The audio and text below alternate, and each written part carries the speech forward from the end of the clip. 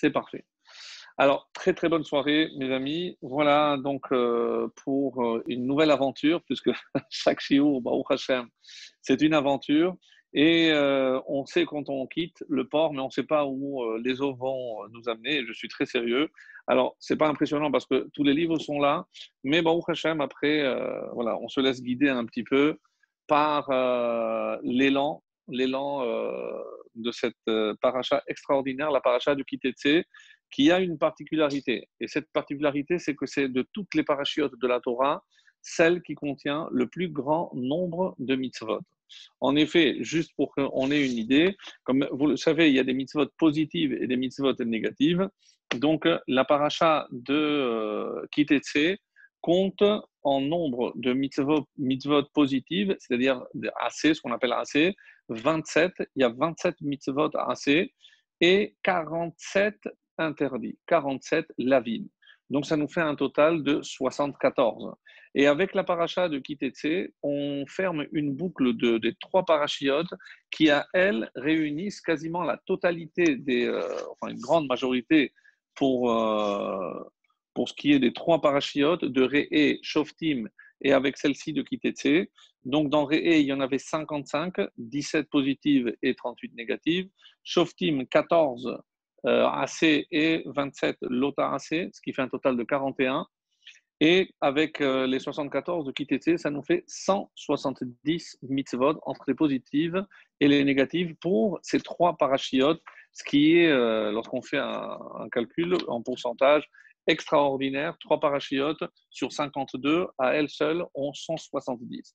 Et donc, imaginez la richesse d'une telle paracha et tout ce qu'on pourrait dire si on devait prendre chaque mitzvah, passer un petit moment ne serait-ce qu'à la compréhension. C'est dans cette paracha qu'on parlera par exemple du nid, la mitzvah du ken, les shiloh haken, renvoyer la mer avant de prendre les oisillons. Donc nous, on va s'attarder, je vous donne un petit peu le programme, nous, on va s'attarder sur une mitzvah, c'est un petit peu à l'image de ce qu'on a fait la semaine dernière. On choisit une mitzvah et on voit sous tous les angles, et surtout que Baruch Hashem, donc, en consultant plusieurs ouvrages, donc quasiment tous parlent de cette mitzvah sous des angles différents qui nous permettent d'avoir un large éventail et une richesse inouïe. Alors vous allez me dire, oui, mais sur 74, on prend une seule, c'est dommage. C'est vrai, mais les hashlachot, donc les conséquences, se portent sur toutes les autres mitzvot, et vous allez comprendre que pourquoi j'ai choisi, et quasiment encore une fois, tous les commentateurs ont choisi celle-ci. Mais avant toute chose, on va commencer par le début, et c'est un début, comme toujours, qui nous indique déjà un petit peu l'axe de réflexion générale qui est donné par le titre de la paracha, Kitetsé, lorsque tu sortiras en guerre. Alors, une marloquette, alors qu'est-ce que ça veut dire si tu sors en guerre? Si tu sors, est-ce que tu es obligé de sortir? Est-ce que c'est ce qu'on appelle milchemet reshut? Donc, est-ce que c'est facultatif? C'est une mitzvah, mais tu n'es pas obligé de le faire? Ou alors c'est une mitzvah, une milchemet mitzvah, c'est ce qu'on appelle une mitzvah d'accomplir cette guerre, comme le verrons d'ailleurs à la fin de cette paracha aussi, qui parle du fameux passage que l'on lit avant Purim, Zachor et asher asa lecha Amalek, souviens-toi de ce que Amalek t'a fait, et tiré aussi de la paracha de Kitetsé. Donc, juste en passant, si une personne, surtout à Purim, n'a pas pu se rendre quitte de la lecture de cette paracha, il n'y a pas un temps. Le temps, évidemment, est donné par les Chachamim, mais l'obligation de se souvenir est une obligation de la Torah. Donc, si je l'écoute ce Shabbat, je suis quitte, même si je ne l'ai pas fait en son temps, avant donc la fête de Purim. Donc, n'oubliez pas de penser à s'acquitter pour ceux qui ne l'ont pas encore fait. Donc, on commence par une guerre et on termine par la guerre de Amalek. Et comme vous le savez, puisque la guerre de Amalek est une mitzvah, milchemet mitzvah, puisque c'est une obligation d'exterminer, d'anéantir le souvenir, timche et zecher Amalek, d'effacer le souvenir de Amalek. Donc, ce qui laisse supposer à certains de commentateurs que tout ce dont il est question dans cette paracha, c'est une milchemet mitzvah, c'est une mitzvah. Donc, quelles sont, en dehors de, je laisse de côté Amalek, quelles sont les autres guerres qui sont une mitzvah? On dit c'est toutes les guerres de conquête, les guerres de la conquérir la terre d'Israël. Et évidemment, nous allons aujourd'hui, donc on ne le fait pas souvent, mais dans ce cas-là, le Or HaChaim HaKadosh, Rabbi Chaim Ben Attar, a une interprétation époustouflante donc de ce début de paracha. Et c'est pour ça que j'ai choisi certains passages parce que c'est très long tout ce qu'il nous dit dans ce début. Mais comme je viens de le dire, l'essentiel est contenu déjà dans le titre Kitetse. Donc, il posera déjà pour une première question, donc juste pour que tout le monde sache de quoi il est question. Kitetse la milchama, lorsque tu sortiras en guerre. Donc, ici, il y a l'action d'aller vers cette guerre. Al oyevecha, littéralement sur ton ennemi ou tes ennemis. Untano Hashem elokecha biyadecha, Hashem te le donnera entre ta main, entre tes mains. Alors, c'est curieux, avant même de livrer, il suffit donc juste de sortir en guerre pour que Dieu me livre mon ennemi entre les mains. Veshavita shivio, là aussi, ça paraît donc du coq à l'âne, c'est le cas de le dire ici. Veshavita shivio, donc, et tu auras fait des prisonniers. Et tout le monde connaît la suite. De quelle mitzvah s'agit-il? Ce qu'on appelle Eshet Yefat Toar. Donc, c'est cette belle prisonnière. Donc, si jamais Veraïta Bashivia, parmi les prisonniers ou prisonnières, tu as vu Eshet Yefat Toar, une belle femme de belle apparence, Verachak Taba, et tu en as eu envie, Velakata Lechalisha, tu pourras la prendre en tant que femme. Veraveta El Tor, et après, il y a tout le processus, donc la raser, laisser. Et pendant un an, pardon, et pendant un mois, ça fait long, non? Et elle pleurera pour son père et sa mère, Yerach Yamim. Alors, Yerach Yamim, donc comme on va le voir dans l'explication des commentaires, Yerach Yamim, c'est un mois. Donc, on lui laisse un mois pour pleurer sur son père et sa mère. Peut-être que le père est mort, peu importe, en tout cas parce qu'elle va quitter donc ses traditions, ses us et coutumes, parce que pour pouvoir l'épouser, il est évident qu'il faudra qu'elle soit juive. Donc c'est une forme de conversion accélérée en un mois, et c'est comme cela qu'il pourra rendre cette esclave, cette belle prisonnière, son épouse. Alors, beaucoup de questions. Comme vous pouvez l'imaginer, comment se fait-il que la Torah ait accordé à ces hommes l'autorisation de ce qui, évidemment, est parfaitement interdit dans un autre cas, si ce n'était ce contexte de bataille, de guerre que nous avons décrit. Alors, le Or HaChaim HaKadosh, donc déjà, dans un premier temps, pose quelques questions et il va dire comme ça. Lama utzrach lomar kol ze, c'est un peu long. Pourquoi? Chez le Hatzadik Lomar est là, parce que finalement, tout ça c'est pour me dire que de quoi va parler le début de la paracha, c'est la mitzvah de, si je peux appeler ça une mitzvah, donc si je tombe amoureux de cette belle prisonnière, qu'est-ce que je dois faire?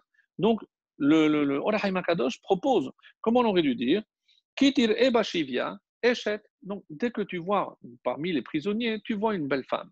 Tu n'as pas besoin de dire que tu sors en guerre, tu n'as pas besoin de dire que Dieu va te livrer tes ennemis entre tes mains, etc. Donc apparemment, c'est superflu, comme il dit, la milchama, si tu en sors en guerre, contre qui tu vas aller en guerre? Évidemment, contre ton ennemi. Alors il dit, donc pourquoi? Donc c'est des questions très très pertinentes. Alors, et il va aller dans ses réponses vraiment progressivement. C'est-à-dire, il va commencer un peu par le pshat, mais comme vous le savez, le Or HaChaim HaKadosh, c'est essentiellement au niveau du Sod. Donc, il va au quatrième niveau d'interprétation, qui est sans aucun doute le plus profond et d'une beauté époustouflante. Alors, dans un premier temps, je vais vous dire, les filles, Sheba Katuv Lehatir Yefat Torah, puisque maintenant la Torah, on ne comprend pas encore très bien la logique, va permettre une femme de belle apparence, chez Asura, chez l'Obeshat Amilchama, évidemment qui serait absolument interdite dans un autre contexte, s'il n'est pas dans un contexte de guerre. Gamle Atir, Kodele Hazire, c'est une expression qui apparaît dans Masechet Choulin, où on dit attention, parce que qu'est-ce qui se passe si jamais je permets une chose? Eh ben, les gens vont continuer à se permettre et s'autoriser d'autres choses. Et on va à quel extrême? Kodele et Hazire, c'est des côtelettes de cochon. Des chazirés, des chazirs. Alors, pourquoi? Parce que, quelle différence y a-t-il? Si en temps normal c'est interdit, alors si je suis en guerre, on supprime les interdits, à ce moment-là, je peux tout me permettre. C'est extrêmement étonnant comme démarche. Alors il dit, non. Alors, il dit, Alors, il n'y a qu'à faire la même chose avec les autres interdits.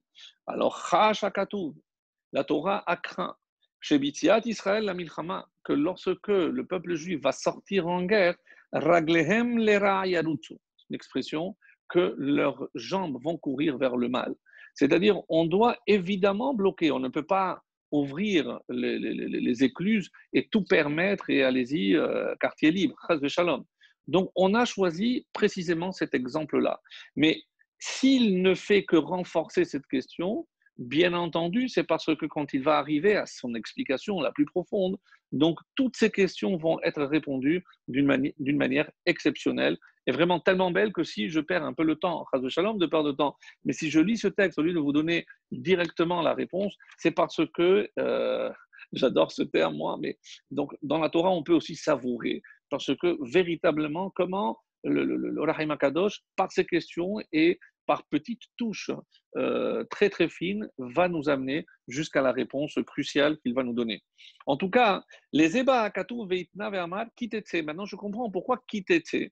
Tiye Yetziatra la Milchama. Attention, c'est que tu dois aller pour une milchama. C'est ce qui fait dire que c'est une milchama obligatoire. Donc tu es obligé de le faire. Lehinnakem meoyevecha shehem oyeve Hashem. Et qu'est-ce que c'est oyevecha? Qui sont tes ennemis? Écoutez bien, la réponse ici, c'est les ennemis de Dieu. C'est-à-dire ceux qui empêchent la volonté de Dieu de se faire sur terre. Al derech omro, comme c'est marqué, halo mesan echa Hashem esna. Parce que ceux qui te haïssent, Hashem, nous aussi, on va les haïr. Alors, si tu vas dans cet esprit, et c'est extrêmement important, c'est que on va dans un esprit de lutter pour Hachem, pour sauvegarder la gloire d'Akadosh Baruch Hu, un petit peu comme la guerre des Maccabim. Donc, ce n'était certainement pas parce qu'eux étaient en danger de mort. Les Grecs, de toute façon, étaient déjà sur place, mais quand ils ont touché à l'essence même, donc ils ont pris les armes et c'était une milchemet mitzvah. Misé à Talamed, chez Zoulatken, c'est le seul cas qui est permis. Sinon, imtietiato letamacher. Si tu sors en guerre pour d'autres raisons, ve'ata mouvan mima she'amad ba'inyan, eno muftar sheitenu Hashem biyadecha. Attention, quand est-ce que Hachem t'aidera dans cette démarche militaire, belliqueuse? C'est uniquement si cette démarche s'inscrit précisément dans une mitzvah. C'est-à-dire, on considère que la guerre que tu vas livrer, c'est pour Hachem et pas que pour toi. Parce que sinon, il n'y aura pas la suite. Untano Hachem lokecha biyadecha. Donc, tu vas te battre pour moi. Qu'est-ce que Hachem te dit? Eh bien, moi, je vais te livrer les ennemis entre tes mains. Donc, ça, hein, et après, Veshavit Hashivio, etc., etc. Maintenant, on va sauter directement. Alors, c'est vrai que qu'est-ce qu'il faut faire? Vehesira et simla shivia me'alea. Elle doit ôter simla. Simla en hébreu, c'est une robe. Une robe de prisonnière. Apparemment, c'est incompatible. Lorsque je sais qu'on livre une bataille, je ne vais pas me préparer avec tous mes atours, je ne vais pas mettre ma belle robe. Qu'est-ce que je comprends ici de cette expression qu'il faut surtout lui enlever la robe? Parce qu'on a l'impression qu'elle s'est apprêtée. Et effectivement, d'autres commentateurs, je vous l'ai dit oralement, disent que c'était une coutume à l'époque que lorsqu'il y avait une guerre, donc les femmes s'apprêtaient pour aller accueillir les gagnants, pour ceux qui avaient remporté la victoire. Et vous imaginez que c'était aussi pour se donner à ces soldats, en quelque sorte. Donc il y a ici une démarche qui est absolument à l'inverse de ce qui pourrait paraître moral. C'est pour ça qu'elle s'apprête, elle s'arrange pour attirer le regard donc de ces soldats. Ça, c'est d'après, évidemment, le pshat. Mais on arrive maintenant, avant de lire d'autres commentaires, mais celui-ci que j'ai trouvé, donc on a commencé avec le Rahim Akadosh et on poursuit avec le Rahim Akadosh. Yesod Haddavar Vesodo. Donc maintenant, on va aller à ce qu'on pourrait appeler le fondement de cette mitzvah-là et Sodo, c'est-à-dire le secret. Et là, évidemment, on rentre dans les profondeurs. Donc, il parcourt, vraiment, je vous ai fait un petit raccourci, mais on doit le suivre dans toutes les méandres pour nous arriver, pour nous faire atteindre précisément le sens le plus profond, le plus caché cette mitzvah-là. Et qu'est-ce qu'il dit?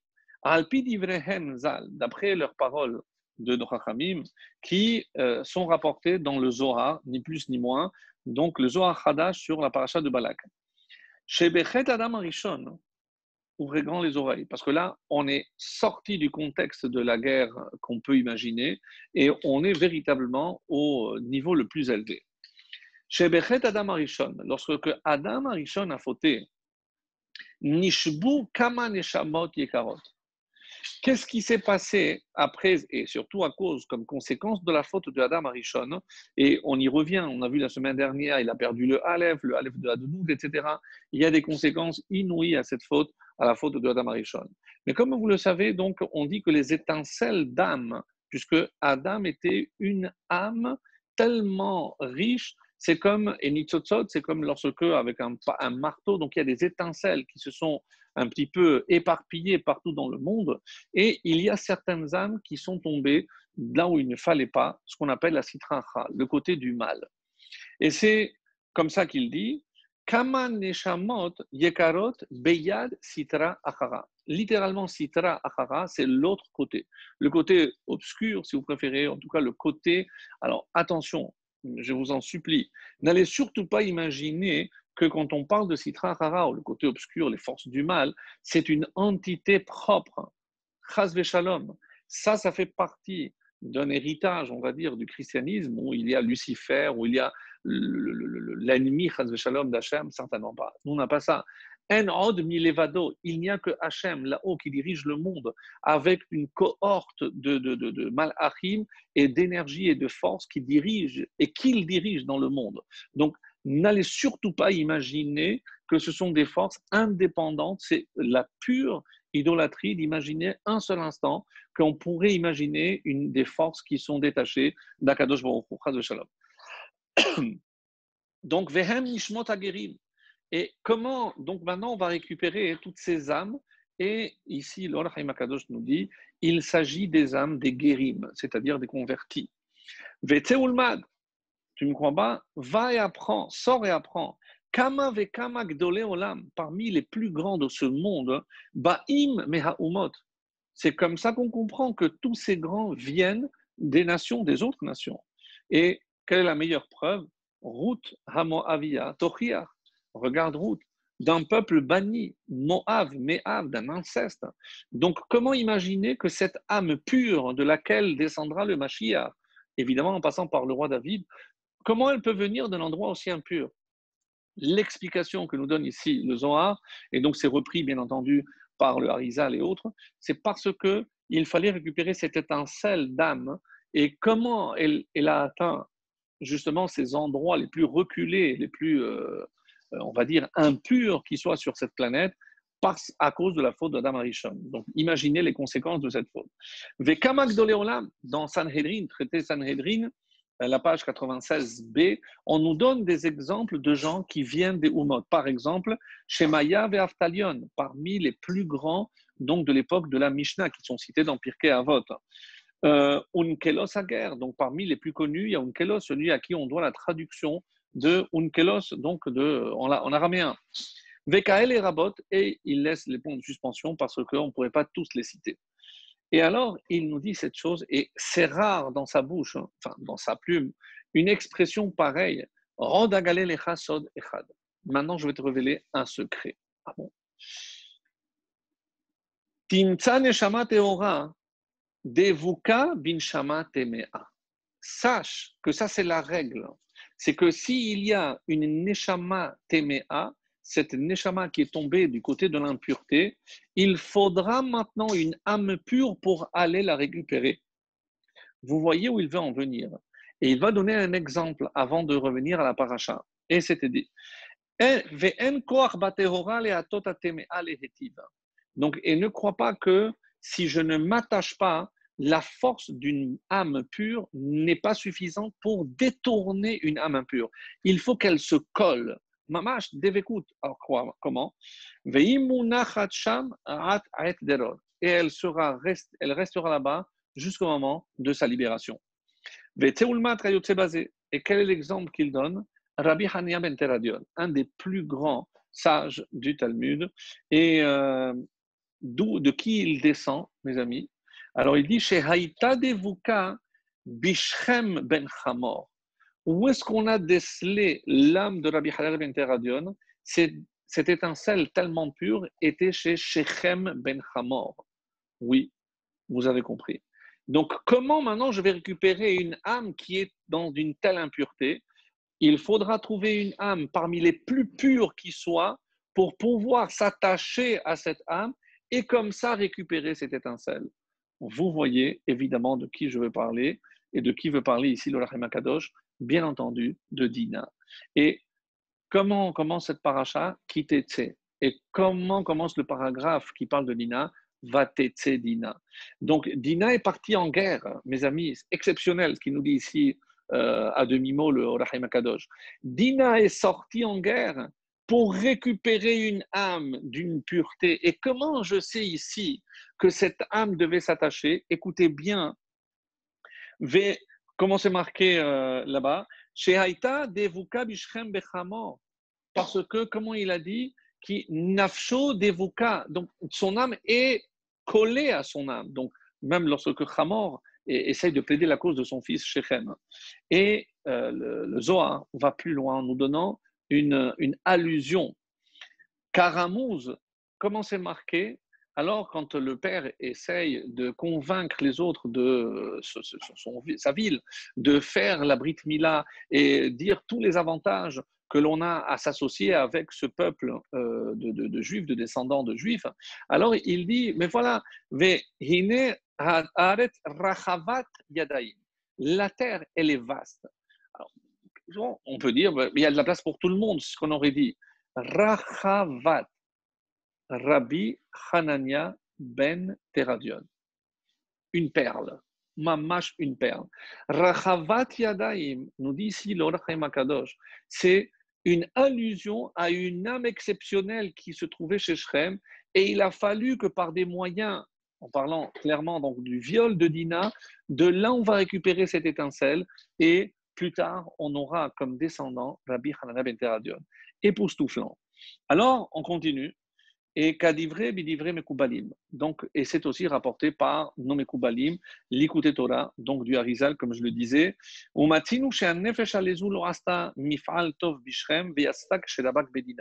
Comment, quel était le moment pour libérer cette âme? C'est lorsque Dina, une âme pure s'il en est, a pu aller se coller à cette âme, et c'est comme ça qu'on a libéré l'âme de Rabbi Hanina ben Teradion.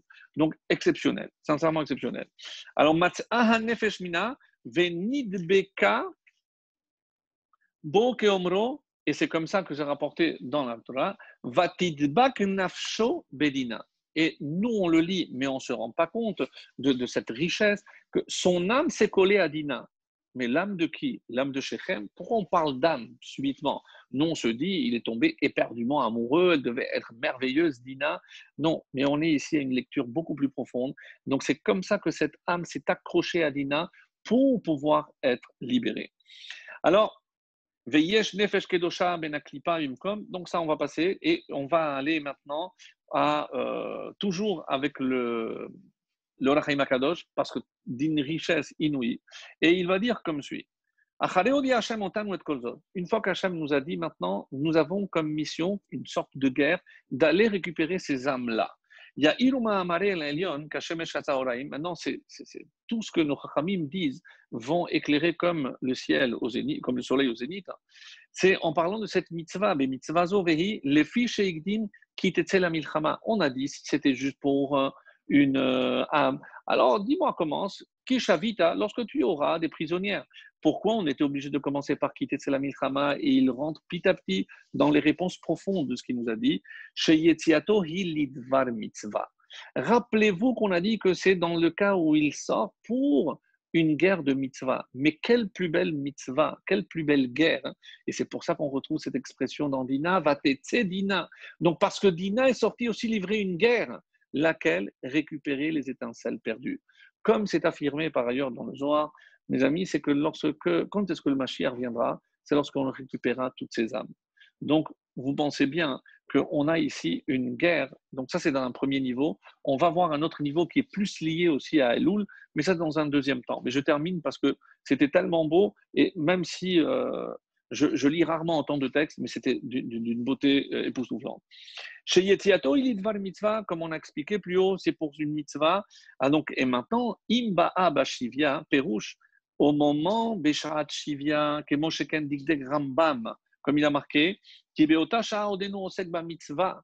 Donc, tant que tu es dans le contexte de guerre, tu es dans une mitzvah. Mais imire shetifator perouche eshet. Et c'est curieux, pourquoi on dit eshet? Pour ceux qui connaissent un peu la grammaire, on aurait dû dire isha yefat Torah, une femme de belle apparence. Eshet, généralement, c'est Eshet Ish, c'est la femme de, dans la forme constructive. Alors, Verabote Nouzal, donc Idushin 21b, disent Eshet Ish. Donc, il s'agit ici d'une femme mariée. Vedivrehem Emet. Si les Chachamim le disent, c'est que la vérité. Et là, chez Im, Vedivrehem Levadikaven, Ayalolomar Eshet Ish. Alors, pourquoi on n'a pas dit simplement Eshet Ish, et pourquoi on précise Eshet Yefat Toa? Alors, Baléaïr, et c'est pour ça qu'on nous dit que qu'est-ce qui est beau ici, à part la réponse qu'il va nous donner, mais de quelle beauté on parle ici? Pourquoi on ne s'est pas contenté de dire une femme? Donc, moi, je l'ai trouvée belle, mais pourquoi j'ai besoin de dire qu'elle est vraiment d'apparence très belle? Et là, le Haïm, encore dans un éclat merveilleux, dans une perle, il nous dit Yegale Hashem et Ainav.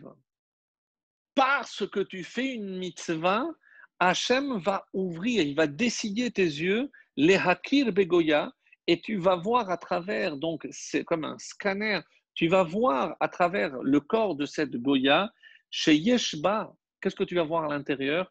Yefat Toa. Et c'est quoi? Qu'est-ce qui est beau? C'est pas l'apparence de cette femme. Shehi neshama hakedosha hanikret Yefat Toa. C'est-à-dire, on parle ici de personnes, des tzadikim gemurim, qui livraient les guerres. C'était des tzadikim. Regardez l'armée de David Ameller, par exemple. Donc, à plus forte raison, celle de Moshe et celle de Yehoshua. Donc, quelque part, c'est des tzadikim. Eux-mêmes, en temps de guerre, ils avaient une vision, ils savaient voir les choses. C'est comme David Ameller, lorsqu'on dit qu'il a vu qu'elle était belle pour Bathsheba. Évidemment qu'il a vu la Neshama et il a compris que cette Neshama était la moitié de la sienne. Et pour preuve, c'est que celui qui va lui succéder sur le trône, c'est le fils de David avec cette femme, Bathsheba. Évidemment, c'est le roi Salomon. Donc, pour nous montrer, et il dit comme ça, Yefatoa ki zohar neshamot akedoshot moufla, parce que l'éclat, la brillance de ces âmes est tellement éclatante que quelqu'un qui a les bons yeux voit tout de suite la profondeur et la pureté de l'âme qui se cache à l'intérieur. Et je pense qu'on va arrêter, juste pour terminer sur ce point.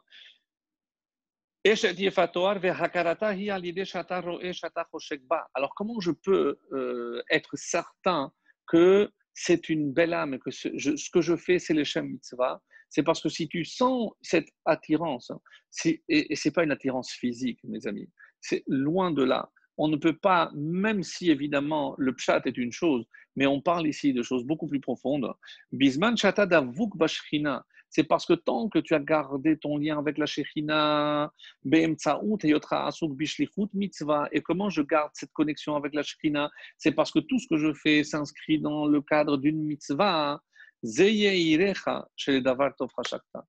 la preuve que cet élan, cette attirance que tu ressens, eh ben, c'est une attirance de mitzvah. Et c'est exactement ce que le Rahim Akadosh voulait nous dire ici de manière exceptionnelle. Alors, c'est vrai, vous allez me dire, oui, mais comment je peux avoir la certitude que c'est une mitzvah et que je reste attaché à la mitzvah? Alors, il y a ici un passage très beau que j'ai préparé. Donc ça, on est passé, et c'est le lien puisque c'est relié avec le Or Gedalia, donc le Rav Sharer, et il nous dit ici, il nous cite un passage qui va nous permettre de comprendre un peu ce que le Rahaim Akadosh disait, et ça s'inscrit vraiment dans l'axe de l'explication qu'il donne. Et il nous dit, le Midrash, quand il commence à parler de cette paracha, nous cite un verset, pour ceux qui nous suivent tous les matins, qui vous disent quelque chose parce que c'est un verset de Michelet. Et c'est au chapitre 6 qui, et le verset, pardon, Michelet, chapitre 1, le verset 9 qui dit Ki liviatren hem les rochecha. Parce que c'est liviat, quelque chose qui t'accompagne. Alors on avait traduit, nous, un bandeau, chen, gracieux, hem les rochecha, pour ta tête. Et là, il va partir dans une direction extraordinaire, là aussi. Qu'est-ce que ça veut dire? De quoi on parle? Qu'est-ce qui est censé m'accompagner de manière gracieuse? Et pourquoi la tête? Pourquoi c'est au niveau de la tête que se trouve cette grâce? Alors, il dit, il cite ce midrash dans Devarim Rabbah, Amar Rabbi Pinchas bar Chama, lekol makom shetelech, ha-mitzvot melavot otra. Qu'est-ce qui accompagne un juif là où il va? Ce sont les mitzvot. C'est que chaque fois qu'il est, et peu importe son activité, il a toujours l'occasion de faire une mitzvah.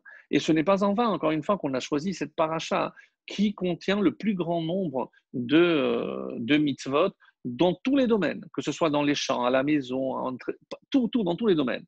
Donc, exceptionnellement, ici, on voit que quand on parle d'accompagnement, c'est qu'un juif ne peut pas, c'est pas un châle de prière que je laisse à la Sina et que je suis un homme dehors et un juif dedans. Chas v'shalom. Donc, à chaque pas qu'un juif est fait, il y a une mitzvah qui l'accompagne. Et c'est pour ça que qu'il y viatren, c'est les mitzvot, mais la vote auto. Donc, il est accompagné constamment de mitzvot. Et par exemple, regardez, donc, il prend une sélection. Kitivne baitradash. Lorsque tu vas construire une nouvelle maison, qu'est-ce que tu dois faire? La mitzvah de Ma'aké. Tu dois faire un parapet. Maintenant, si tu as fait une porte, tout de suite après, la mitzvah de Melavot, tu dois faire la mezouza. Im lavashta kelim chadashim. Tu as mis de nouveaux habits. Alors, évidemment, là aussi, il y a une mitzvah. C'est l'otil basha atnez, comme on va le voir, etc., etc. Alors, à chaque étape, chaque pas qu'un juif fait, il peut transformer son action en mitzvah. Et Veloinir Davar, Hachem a voulu, c'est pour ça qu'on a cette chance inouïe, Leanchilam le Israël le Chaye Olam Haba. Donc, comme le but, c'est que nous puissions hériter le monde à venir, et le monde à venir, c'est pas au niveau de l'âme, mais ici. Donc, on attend impatiemment donc l'apparition du Mashiach, en tout cas la révélation du Mashiach, et que l'on voit donc de manière claire, donc on verra de manière claire comment Hachem a ramené la Shekhinah ici. Et il n'existe dans aucun domaine d'activité quelque chose qu'un juif puisse faire sans que cette action soit accompagnée d'une mitzvah. Yatsa lacharosh, lorsqu'il même il va aller labourer, l'otacharosh beshot, tu vas mettre un âne avec un cheval. Et comme l'expliqueront nos chachamim là-bas, pourquoi? Parce qu'ils n'ont pas la même force, donc tu vas faire souffrir un animal inutilement pour ton intérêt, parce que toi tu veux aller plus vite et tu as deux animaux, tu penses que ça va aller plus vite pour labourer. Tu as commencé à moissonner, attention, attention, le début, tu dois prélever la chala. Tu as fait la shechita, attention, tu dois penser à ce que tu dois amener au temple, les chayim, etc. Et même lorsque tu as mis un nouveau vêtement, n'oublie pas s'il y a 4 points, les titites, etc., etc. Et c'est al-kan kol divra midrash. Donc le midrash s'étale pour nous expliquer un fondement majeur. C'est que, et je reviens au Rahim Akadosh, pourquoi il insiste tellement que si je sais que je suis dans le derer, dans un processus de mitzvah, alors j'ai la certitude que ce que je fais devient aussi une mitzvah. Et ce n'est pas juste un appétit sexuel comme certains peuvent interpréter à une lecture, avec une lecture trop superficielle de ce passage-là.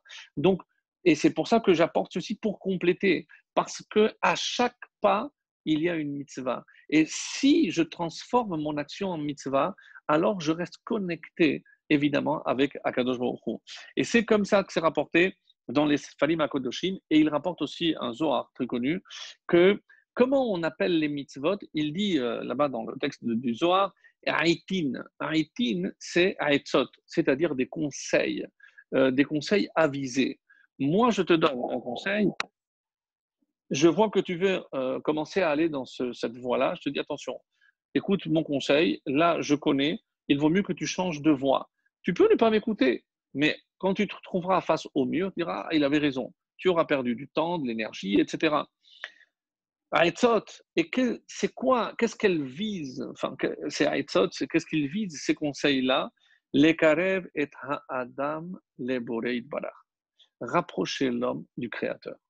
Donc, chaque mitzvah, mes amis, c'est pas un rôle, c'est pas un jour, et je dois faire ceci, et je dois encore faire cela. Non. Comment on vit? C'est évidemment si on considère que ce sont des pierres. Alors, c'est lourd à porter, mais lorsque ces pierres sont à l'intérieur, lorsque j'ai transformé mon cœur de pierre en cœur de chair, comme dit le prophète, c'est-à-dire que maintenant, ça fait partie de moi, comme la Torah, l'arche, comme on dit, Haya nos et nos av, c'est la Torah qui portait les porteurs, c'est une image. Parce que si j'ai intégré la Torah, c'est la Torah qui me porte. Je n'ai pas à porter, ce n'est pas un fardeau.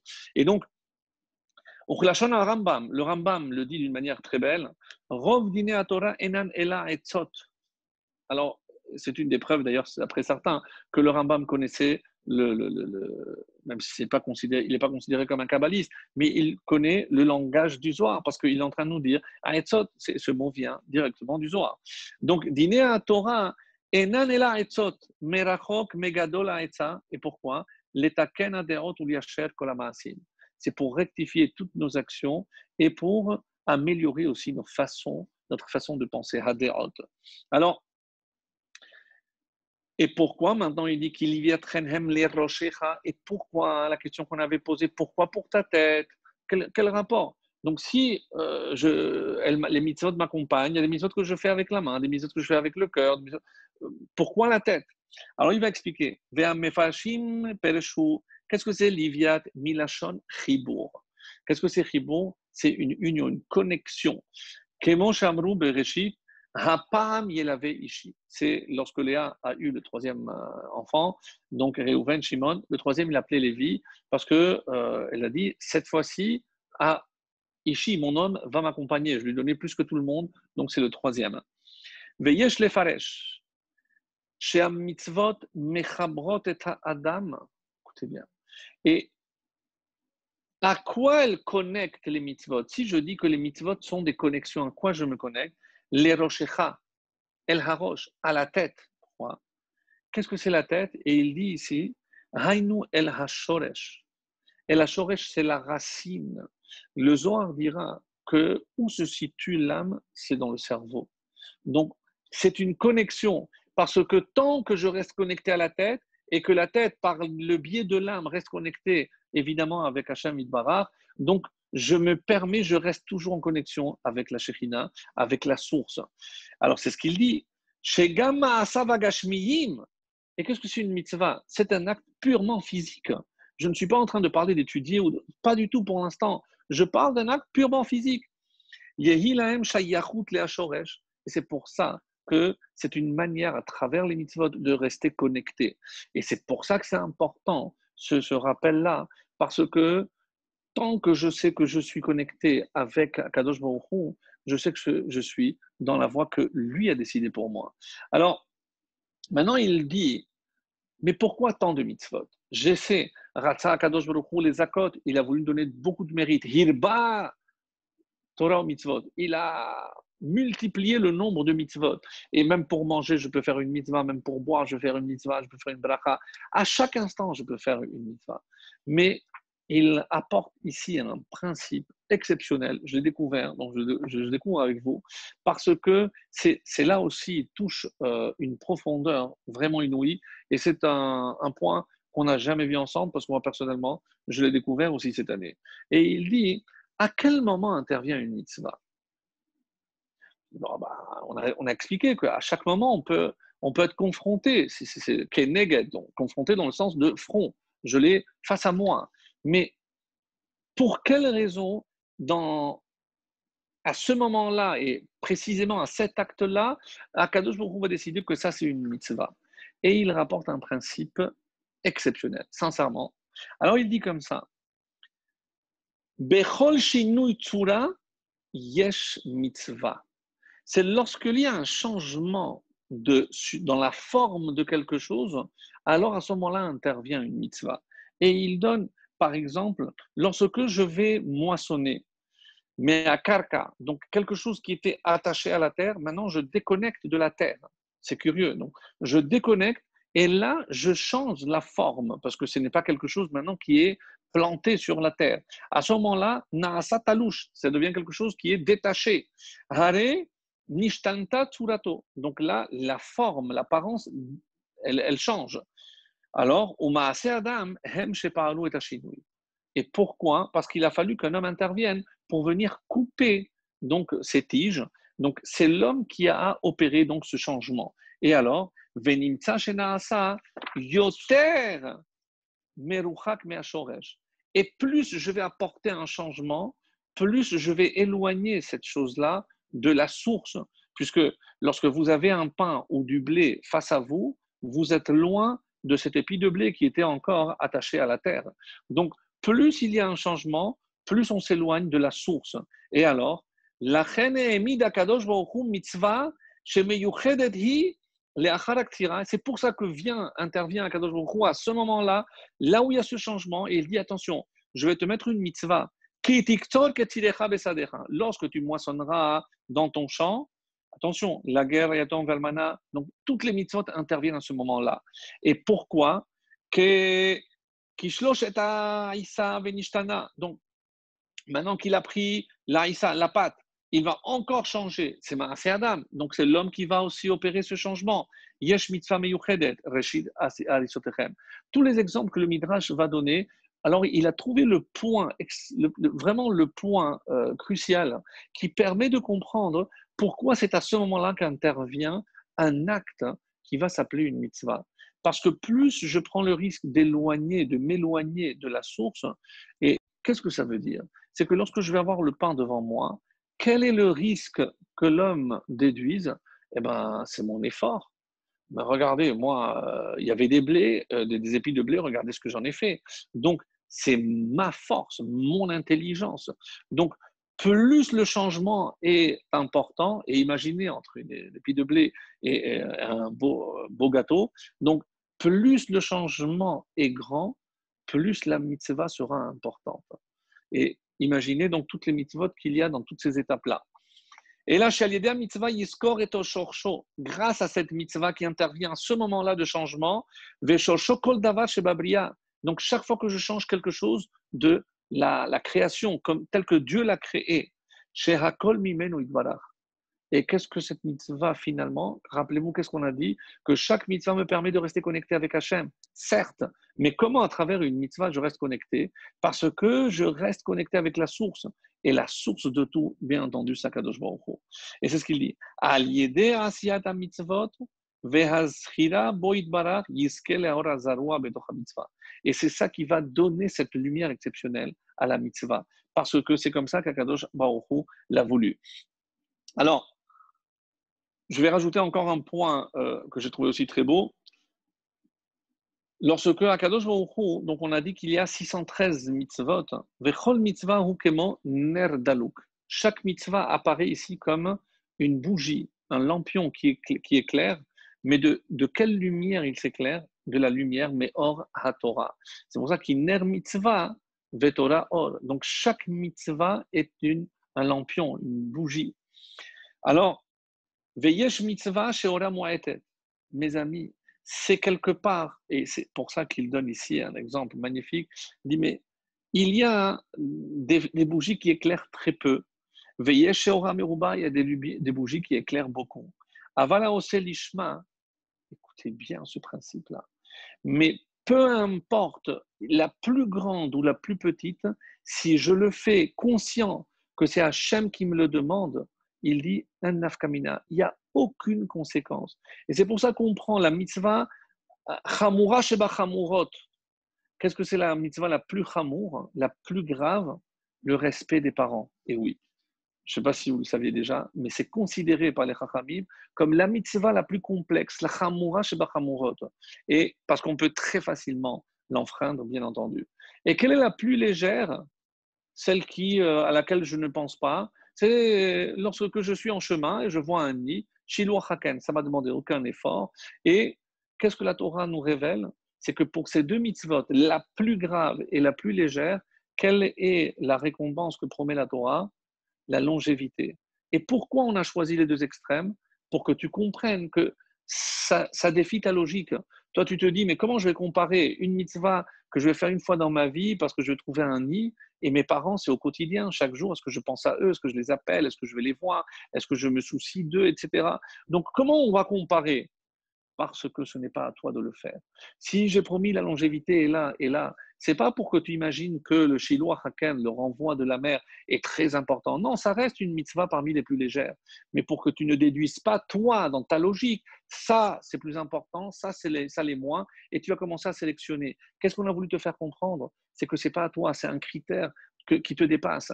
Chaque mitzvah, la plus grande comme la plus petite, si elle est faite lishma, si elle est faite parce que Hachem te l'a demandé, peu importe ce que tu fais. Et c'est ça qui est exceptionnel. Parce que si je dis que l'essentiel de la mitzvah, c'est de rester connecté, et qu'à travers celle-ci ou celle-ci, peu importe, mais mon but, c'est de rester connecté, donc il n'y aura pas de nafkamina. Autrement dit, il n'y a pas de conséquences.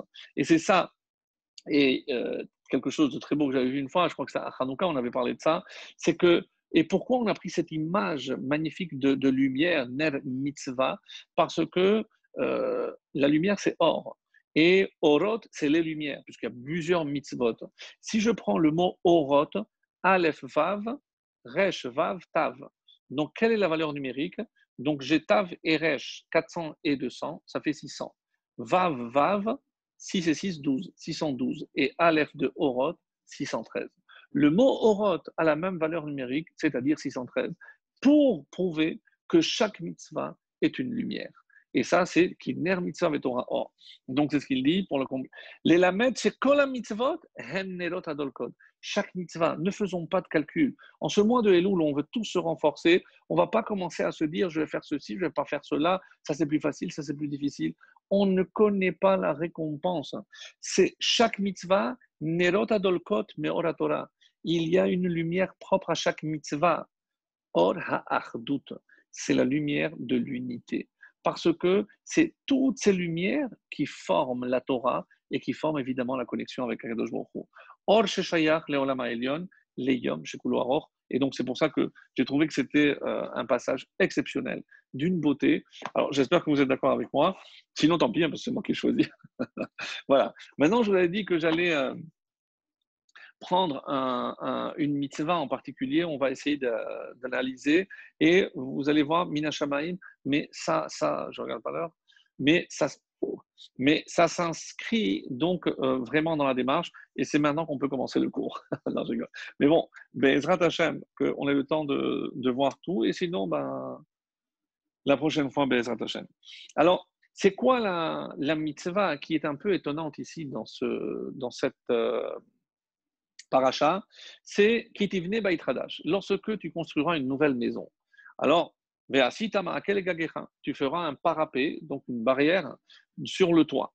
Velotasim damim bevetecha, et tu ne mettras pas littéralement damim du sang dans ta maison, c'est-à-dire tu ne prendras pas le risque qu'il y ait un danger dans ta maison, c'est pour ça que tu mets ce parapet, qui Paul anofel mimenu, parce que littéralement, et si on ne regarde pas les mots, on aurait pu dire, parce que quelqu'un peut tomber. Non, qui dit Paul, qui va tomber? Hanofel, celui qui devait tomber. Et c'est comme ça qu'on traduit, si celui qui doit tomber en tombe donc de ce parapet. Et alors, de là, on a dit, comme vous le savez, c'est l'explication d'ailleurs simple de cette mitzvah-là. Pourquoi? Parce que, évidemment, que ça ne concerne pas que le toit. Si j'ai une piscine, si j'ai un puits, donc je dois tout vérifier, et ça le cercle s'élargit parce que chaque fois qu'il y a quelque chose de dangereux à la maison, ça peut être une prise, donc j'ai une responsabilité et dans chaque geste que je fais à la maison pour protéger mes enfants, je fais une mitzvah. De la même façon, ça s'inscrit dans le parapet au niveau de la maison. Donc, c'est véritablement une mitzvah de Horaïta. Il y en a qui disent que ça va même jusqu'à avoir une chaise bancale. Si quelqu'un peut s'asseoir, tomber, se faire mal, lo alenu, eh bien, je suis responsable parce que je n'ai pas fait une barrière. Je dois éliminer cette chaise qui peut être constituée un danger pour quelqu'un d'autre. Ça, c'est, on va dire, la lecture simple. Alors, et pourquoi je ne dois pas être moi le vecteur? Parce que si celui-là devait tomber, ça veut dire qu'il tombe et il meurt, ça veut dire qu'Hachem a voulu qu'il meure. Mais on dit aussi que Hachem fait mourir les méchants par les mains des méchants. Donc moi, je ne veux pas être le bourreau en quelque sorte de cet homme-là, donc je vais faire le nécessaire. Les bonnes choses arrivent par les bonnes personnes et les mauvaises choses par les mauvaises. Donc c'est ce qu'on pourrait dire comme règle principale de ce passage-là de la Torah. Alors, et là maintenant on est passé à un autre texte, et ça cette fois-ci c'est le Ben Ishraï dans Ader et Eliyahu, et sur cette mitzvah-là qui est Beit Hadash. Ah, il pose la question, pourquoi uniquement une maison neuve? Et si j'ai une maison qui n'est pas neuve, je ne mets pas un parapet, je ne dois pas mettre une barrière. Il y a plein de questions qui ne sont pas répondues. Pourquoi uniquement sur le toit? Je viens de prouver que c'est partout. Je dois prendre des précautions partout, même à l'intérieur de la maison. Donc, je ne dois pas monter sur le toit uniquement. Alors, et là, il va faire un lien magnifique avec la période que nous traversons. Quand je parle de la période, ce n'est pas simplement la période qu'on espère tous voir, puisque c'est vrai que cette année, lorsque on dira cette phrase, je l'ai déjà dit, mais véritablement, tire les chanes avec l'îloté, que cette année finisse avec ses malédictions, on va mettre, je pense, beaucoup plus d'emphase, d'enthousiasme, de concentration dans cette phrase, lorsque on sait combien de gens ont été touchés, que ce soit par la santé, par le décès d'être proche, par les problèmes financiers. Il n'y a pas une seule famille qui n'a pas été touchée. L'éloignement, le fait de ne pas pouvoir être proche des gens qu'on aime, etc. Donc, véritablement, on se rend compte que cette année, on a hâte qu'elle se termine en espérant que Tachel Shana, au Birchotea, qu'on verra donc véritablement les bénédictions. Et qu'est-ce que c'est la bénédiction? Comprendre pourquoi Hachem nous a envoyé tout ce qu'il nous a envoyé. En tout cas, on espère faire partie de ceux qui, grâce à nos efforts, pourront apprécier les raisons de tous ces malheurs, en quelque sorte, que Dieu nous a envoyés. Alors, mais là, le Ben Ishraï prend une autre direction. Et là, comme un petit peu on a fait avec le Orachaim Akadosh, le Ben Ishraï va prendre ce texte, va le sortir de son contexte et va nous faire apparaître des choses aussi magnifiques. Alors, il dit ici, Shehaguf hu kemo bait. Qu'est-ce que c'est bait? La maison. La maison, c'est le corps. Il dit le corps est la maison de l'âme. Et c'est comme ça d'ailleurs que le Zohar explique ailleurs, je n'ai pas la référence, mais je l'avais lu une fois, c'est pourquoi un homme, lorsqu'il s'éloigne de sa maison, il a toujours ce qu'on appelle en hébreu gagoïm. Il se languit de vite rentrer chez lui, comme s'il lui manquait quelque chose. C'est évidemment sa femme, bien entendu, c'est le cri, le casse-tête des enfants, tout ça, évidemment, ça manque énormément, au Hashem, mais pourquoi on ressent toujours ce vide lorsqu'on s'éloigne?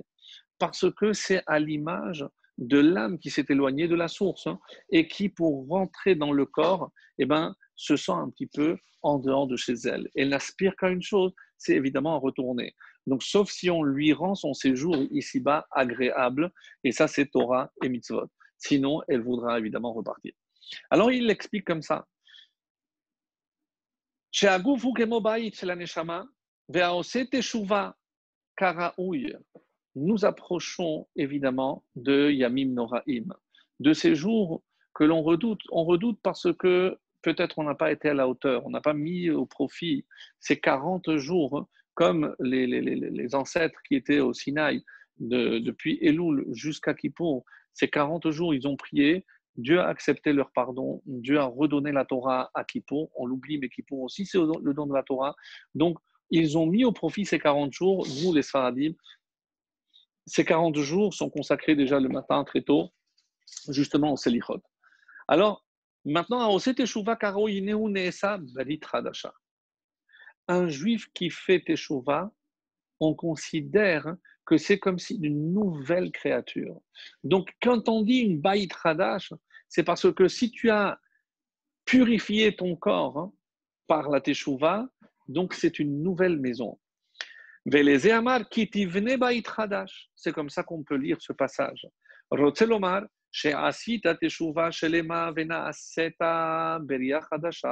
Maintenant, par ta teshuva, tu es devenu une nouvelle maison. Donc, même l'âme, elle se dit waouh, mais c'est nouveau tout ça. Donc, il a tout refait, tout repeint, tout est à neuf. c'est ce lavage, cette propreté, c'est évidemment, c'est la teshuva. Alors vient la Torah et te dit, maintenant que tu as fait tellement d'efforts pour purifier ta maison, ton corps, maintenant attention, maintenant ne jette pas par les fenêtres, maintenant tout ce que tu as acquis si difficilement, si péniblement. Donc je vais te donner, Aïtza, encore des conseils. Et c'est quoi? La soler hara, pour que tu ne retournes pas l'eau à nous sur les mauvais chemins. Et c'est quoi ce conseil? Tu vas mettre un parapet, donc on a dit une barrière. Comment on va interpréter?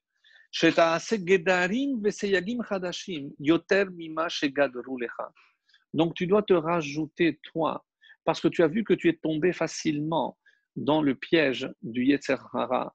Et évidemment, comme on va le lire tout à l'heure, mais on n'a plus aujourd'hui de mitzvah, on ne sait même plus qui est Amalek. Donc, quel milchemet mitzvah il nous reste? C'est évidemment Keneged Yetzer Hara di Torah.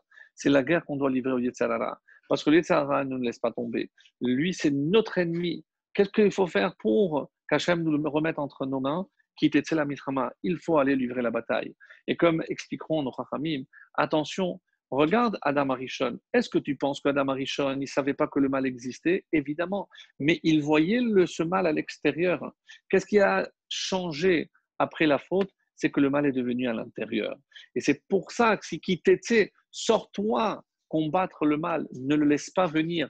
Parce que s'il prend possession de ta maison, de ton corps, ce sera trop tard. La bataille sera trop difficile à livrer. Vas-y sur le front avant que l'ennemi ne te possède et ne puisse te conquérir. Alors il dit, donc, chez Takedish Atzmecha Bemutarlach. Et par quoi ça va commencer? Nous, on sait qu'on est toujours pétri de bonnes intentions et on va vouloir changer des choses, on va prendre sur nous ceci, cela. Et combien de temps ça va tenir? Le temps comme un feu d'artifice. Regardez cet enthousiasme, cette flamme. Et c'est une image que j'utilise souvent parce qu'elle est assez frappante et assez parlante surtout. À Kippour, des juifs de tous les bords. Donc ils arrivent. Évidemment qu'ils sentent. Aucune âme ne peut rester insensible à la sainteté de ce jour parmi les plus saints qui soient. Évidemment, j'ai nommé Yom Kippour. Mais qu'est-ce qui se passe juste après? Ben, il y a Arvit, il y a le chauffard, hop, c'est fini. Une fois, c'est comme un feu follet, c'est comme un feu d'artifice. Pendant que c'est magnifique, hop, et après l'obscurité revient. Donc, la Torah ici nous recommande, nous donne un conseil, comment garder cette lumière qui s'est allumée pendant Kippour. Et comme vous le savez, une des réponses, c'est prendre cette lumière et la cacher dans un endroit où elle ne pourra pas s'éteindre, contrairement aux apparences. Quelle est cette caverne? Quel est ce coffre-fort où je peux garder cette lumière? Vous l'avez trouvé, c'est la soukha. Donc c'est pour ça que la soukha vient après. Bon, ça on en parlera, on en a le temps. Mais c'est comme ça que je vois que chaque fois qu'il peut y avoir un changement, et ça rejoint donc ce qu'on voyait tout à l'heure d'une manière providentielle, c'est que pour nous dire que c'est comme ça que je veux préserver ce bien que je me suis donné tant de mal pour y parvenir. Alors il dit, Tagdish etzmecha bemutarlach. Donc évidemment que je ne vais pas te conseiller de t'interdire ce qui t'a interdit, ça c'est une évidence. Mais même dans ce qui t'est permis, il faut que tu fasses aussi attention. Autrement dit, les excès.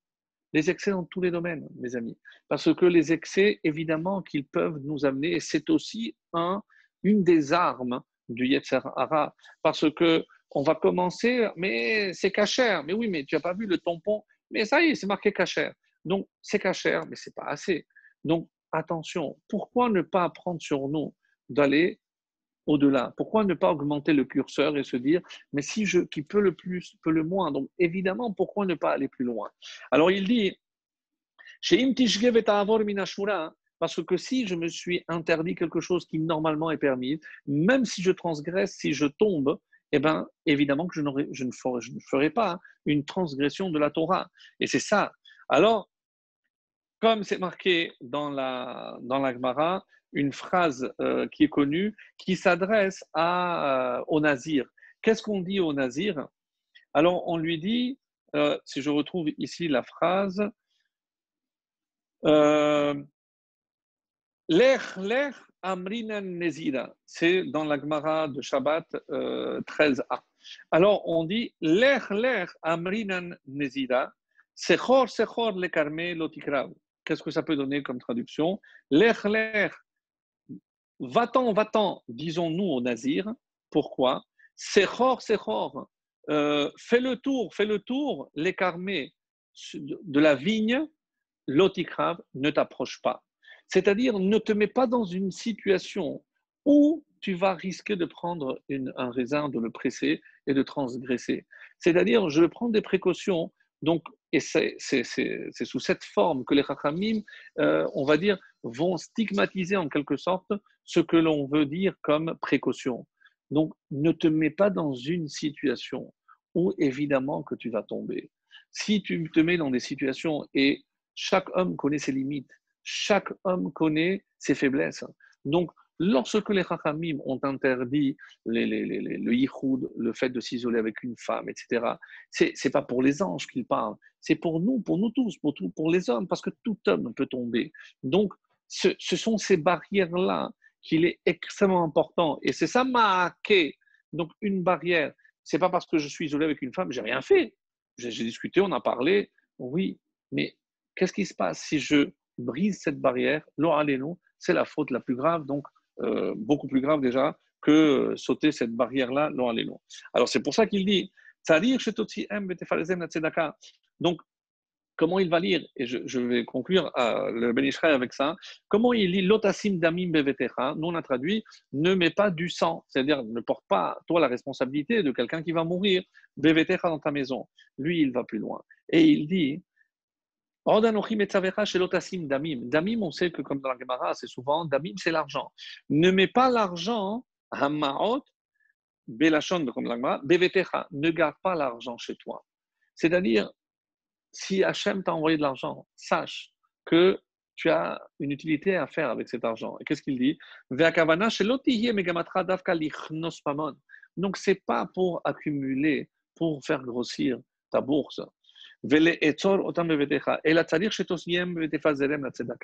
Sache que le but que tu aies de l'argent, c'est pour que tu donnes la tzedaka, pour que tu procures à tes enfants une éducation juive, pour que tu puisses continuer à aider ceux qui se consacrent à l'étude de la Torah, etc., etc. Donc, lotasim damim bevetecha, donc ne garde pas. Pourquoi? Ki pol hanofel, parce que sinon, ça va tomber. Qui va tomber? C'est toi qui vas tomber. Parce que toi, tu commences à faire tes calculs. Non, mais si j'ai 100 que je donne 20, alors j'aurai. Non, non, non, non, non, non, non. Tu vas tomber où? Dans le piège tendu par le Yetzer Hara. Parce que tu vas commencer à faire tes calculs et sache que ces calculs ne sont pas les calculs d'Akadosh Baruch Hu. Alors, un autre passage que je voulais vous lire et que je trouvais aussi magnifique, c'est par rapport toujours au Maraké, et c'est dans Netivot Shalom aussi, qui dit la chose suivante. Alors, lui, il a posé la question, Velotassim damim, etc. Alors, il dit, par rapport à un enseignement des maîtres de la Chassidoute, il dit, qu'est-ce que c'est ce Maraké? Quelle est la plus grande protection et pourquoi c'est la tête? Et il donne une réponse que j'ai trouvée merveilleuse. C'est pour ça que je me permets de la partager avec vous. Alors, et il dit comme ça, qu'est-ce qui peut empêcher l'homme de fauter? Quel serait le parapet, la barrière absolue, supersonique, ce que vous voulez, c'est contre tout infaillible. Qu'est-ce que ça peut être? Et il dit, et c'est par rapport à la valeur numérique de Maaké. Alors la valeur numérique de Maaké, c'est 215, plus le mot lui-même, lorsque, comme dans l'interprétation de la Gematria, lorsque le mot a une importance, donc ça fait 216. Et quel est le mot qui vaut 216? Yir'a, la crainte. Yir'a, Resh 200, 10, Yud, Aleph He, 516, 216. 216, c'est la valeur numérique de Maaké avec le Kollel, comme on l'appelle, donc c'est 216. Quelle est la meilleure protection? Et il dit précisément, c'est justement, c'est la Yir'a. comment, et c'est tout le mois de Elul que je dois consacrer, comme on l'avait déjà vu d'ailleurs la semaine dernière, je dois travailler Ma Hashem Elokecha Doresh Meimar. Qu'est-ce qu'Hachem te demande? Ki im le yir'a, uniquement de le craindre. Lorsque tu as la crainte de Dieu, alors c'est la meilleure barrière. Et où est-ce que je dois mettre cette barrière? Pourquoi Maake Legagecha? Qu'est-ce que c'est Legagecha? Le toit. Alors il dit, c'est Meramez à la roche. C'est quoi le toit de l'homme? C'est la tête. Donc, comme on a vu, comme Al Rosh Hanam, comme c'est rapporté dans le Sifrim Akedoshim, un sefer qui s'appelle Toldiot Yaakov Yosef. Donc, c'est un traité aussi de Kabbalah. Reshit Avoda Kasher Tinba Itradash.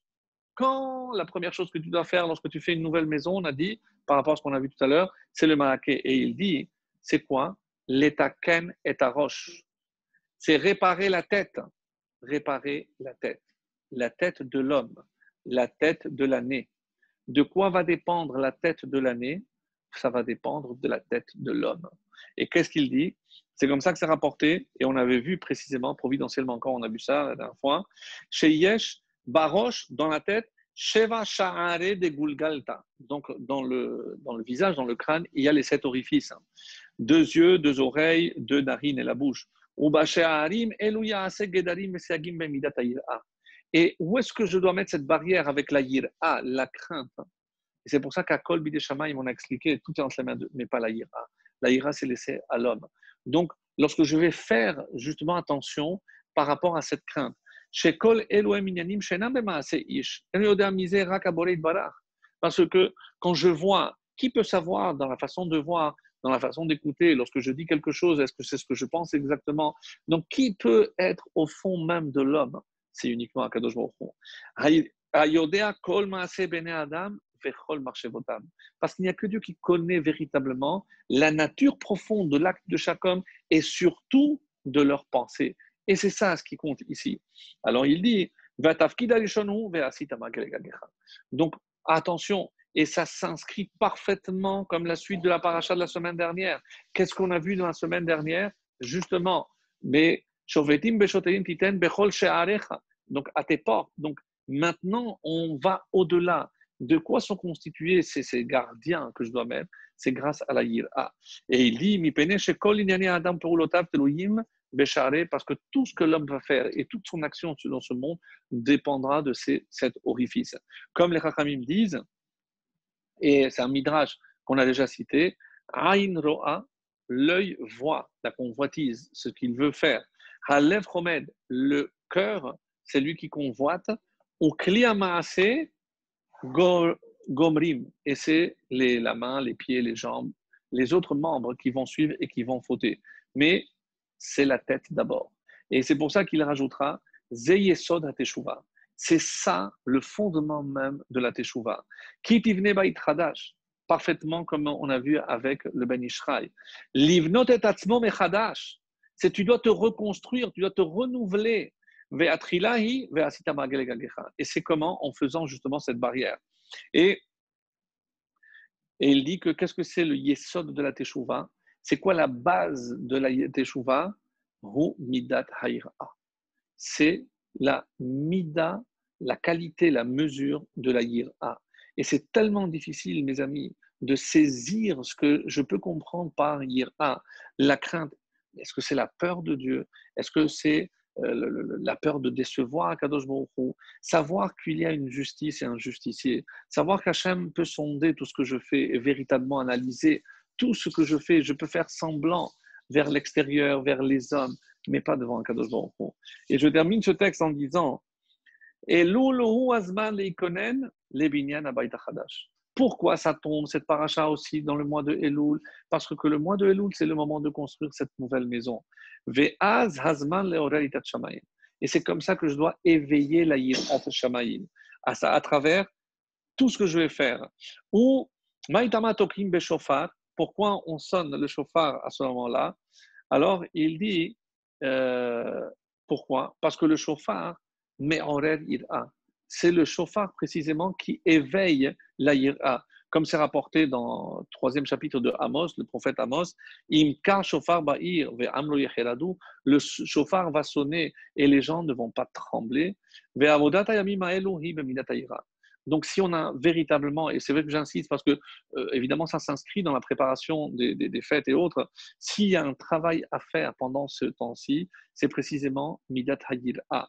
Et les Chachamim ont dit, dans Nida, dans un autre contexte, mais évidemment, ça va être rapporté ici, Charada mesalek et damim.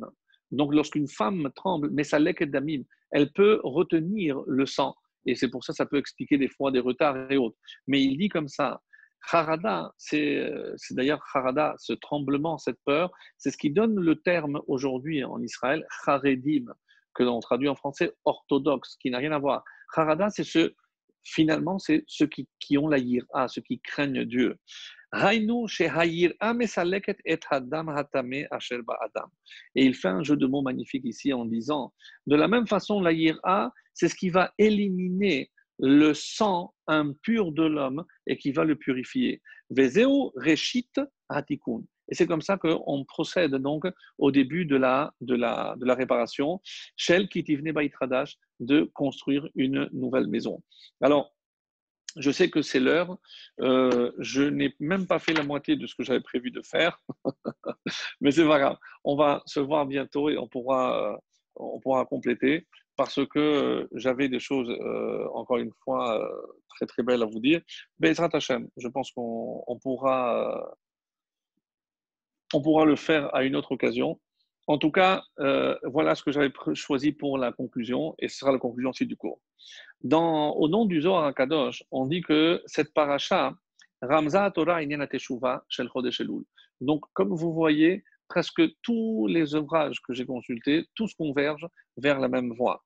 En tout cas, et c'est pour ça que j'ai choisi, parce que ce mot, on l'a lu tout à l'heure, mais je ne l'ai pas expliqué, c'est pour ça que j'ai trouvé que cette explication était merveilleuse. Et en disant, Ubacheta et avia vetima yerach yamim.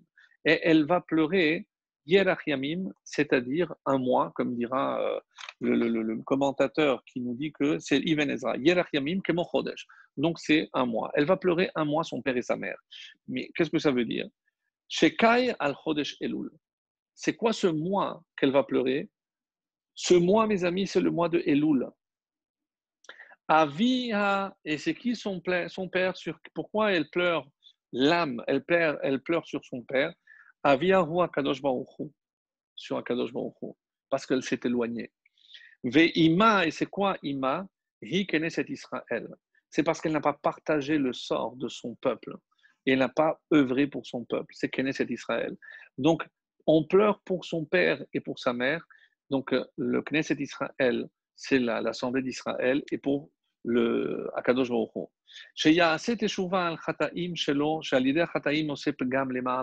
Parce qu'il est conscient que chaque fois qu'il fait quelque chose de mal, il y a des conséquences là-bas aussi.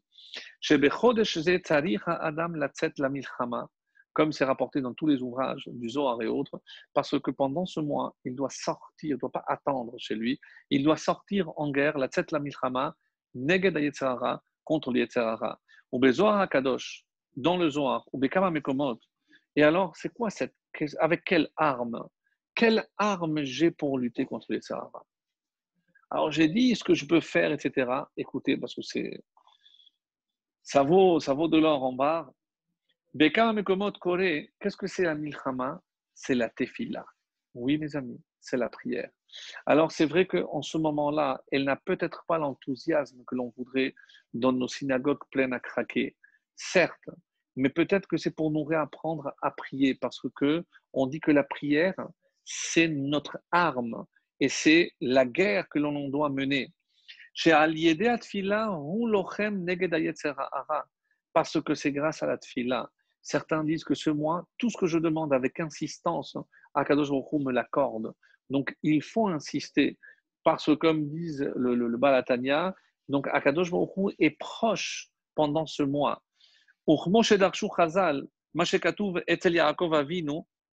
Lorsque Yaakov Avinu dit qu'il est venu sans rien, Becharbi ou Bekashti, avec mon épée et avec mon arc. C'est curieux, nous on pensait plutôt que c'était Esav qui était le porteur du glaive et de l'arc. Et dans le Targum Onkelos, qu'est-ce qu'il traduit? Shekae atfila, bitzlote ou baote. C'est la prière et la demande. Vechen kan kshektiv kitetze la milchama. Et c'est pour ça que cette paracha qui sera lue maintenant, qu'est-ce qui a marqué? Kitetze la milchama kae al yeme elul. Donc c'est pendant ce mois de Elul que tu vas sortir Shehem Yomé Ditlota, dans le langage du Zohar, c'est des jours propices à la tfila.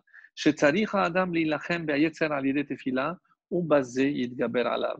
Donc ne croyons pas, c'est vrai que le Sahara est très fort, c'est vrai que le Sahara, mais nous avons un mois où on peut avoir le dessus. Untano, si on sort avec les bonnes armes, Akadosh Baruch Hu nous livrera cet ennemi si redoutable et redouté qu'est le Yetzer Hara entre nos mains, et on pourra aborder les fêtes de Rosh Hashanah avec cette sérénité acquise de savoir qu'on a mis au profit tout ce mois de Elul pour arriver prêt et à être jugé parce qu'on aura fait ce qu'Hachem attend de nous. Que nous soyons tous inscrits dans le livre de la vie, Be'ezat Hashem, et que cette guerre que nous allons mener, que nous menons actuellement, eh ben, qu'on se renforce dans la tfila, parce que c'est la tfila la meilleure des armes.